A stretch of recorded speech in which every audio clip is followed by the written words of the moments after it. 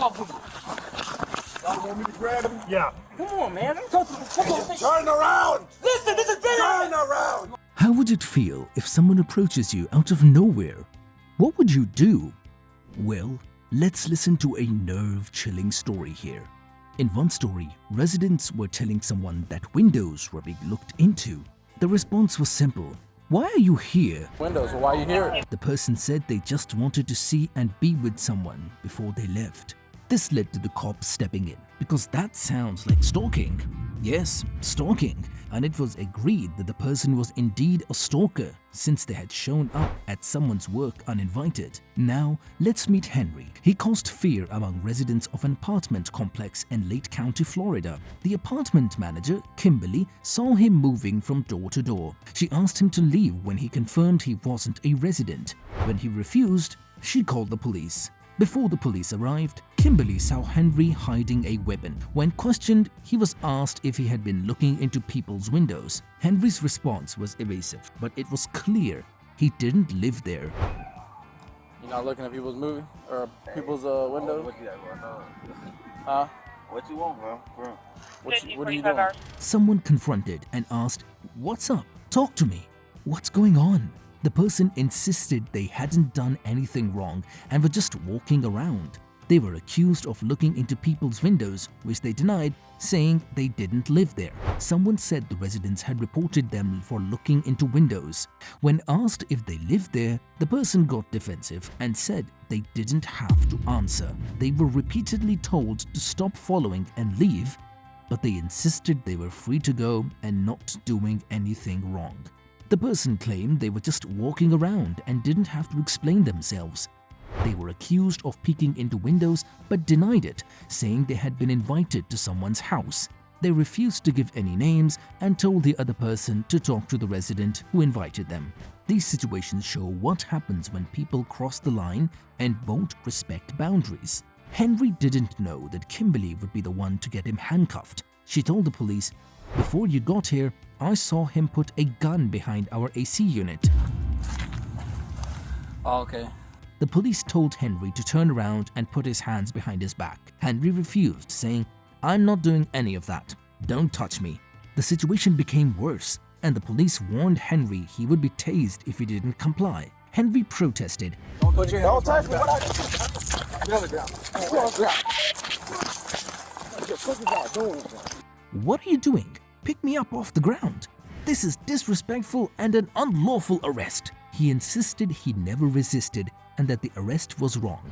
In these situations, people tried to avoid taking responsibility and got defensive. They showed how things can quickly escalate when boundaries are not respected. Henry was told to put his feet in the car.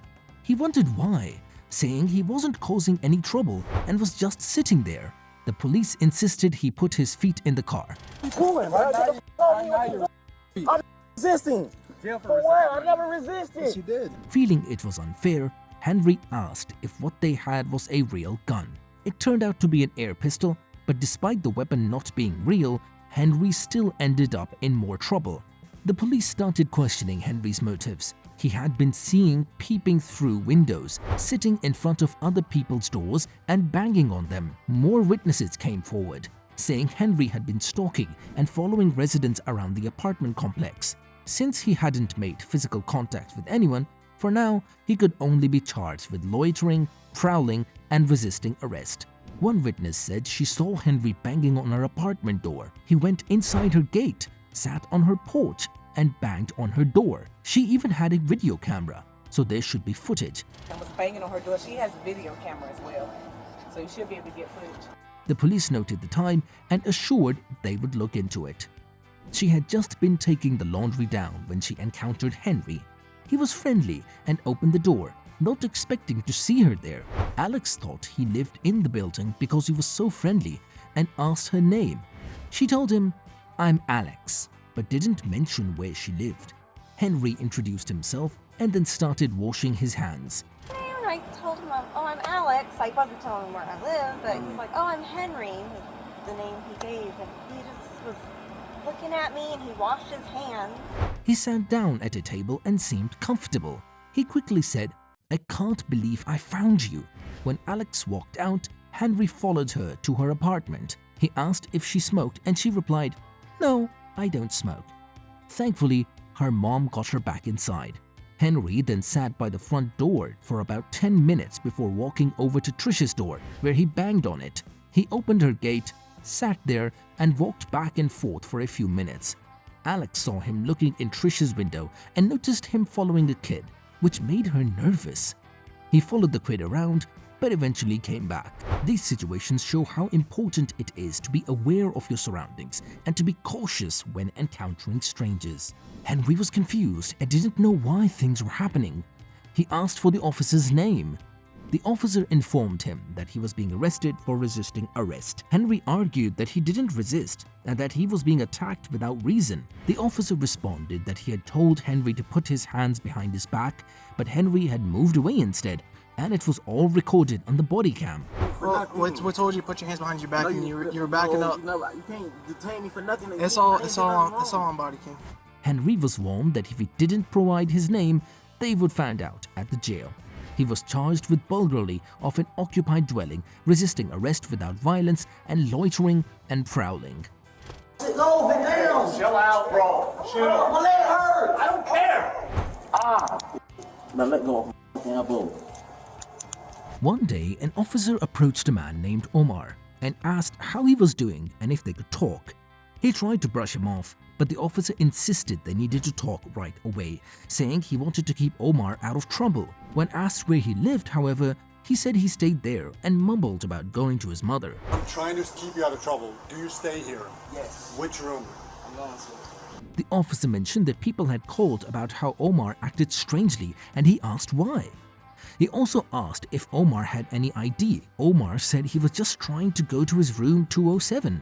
The officer tried to reason with him, asking for mutual respect, but Omar felt disrespected and explained he was trying to find his mother. When asked if his mother stayed there, Omar confirmed but said he didn't have a key. Omar, dealing with anxiety, just wanted to talk to his mother. The officer suggested going to the front office, but Omar insisted his mother was in the room, which he couldn't open without a key. He finally pointed out the room, saying it was his. The officer confirmed if his mother was inside. Here, they told My me. mother is in here. In this room, you got the key? I'm trying to talk to my mother right here. You got the key? No, I don't got the keys. The people I know is in here. An officer told Omar he heard there was a gun involved and asked Omar to put his hands behind his back. Omar wasn't listening, and the officer warned it was getting bad. Hey. Put your hands behind your back. So you saw yourself. Omar felt unfairly targeted because of his race. The officer called him over, questioning why Omar thought he was big and bad. Omar claimed he heard a woman scream his name and promised to calm down. The officer asked what Omar had taken, noting he seemed high. Omar had harassed a couple multiple times, offered the woman money to come to his room, and later tried to force his way into their apartment, leading to a physical fight. $200 come in his room. Omar said his mother lived there and admitted to having a weapon. The officer tried to help, saying Omar wasn't cooperating or listening and seemed to be on something. So, what's your name? Omar, Where did you come from? Where do you live? I came from over there. I was looking for my mama. Where do you live? Omar insisted he wanted to talk, but only in court. He admitted to having a firearm and explained he got it when someone attacked him. I got a firearm on me, I believe, but Omar asked to show the officer something, saying someone had swung at him. The officer wanted to see for himself, but felt Omar wasn't being honest or listening. Omar felt the officer didn't care about him. The officer pointed out that Omar was hyper and hadn't answered questions. This shows how being honest and listening to authorities is crucial to avoid making the situation worse. What's your take on these incidents? Let us know here in the comments.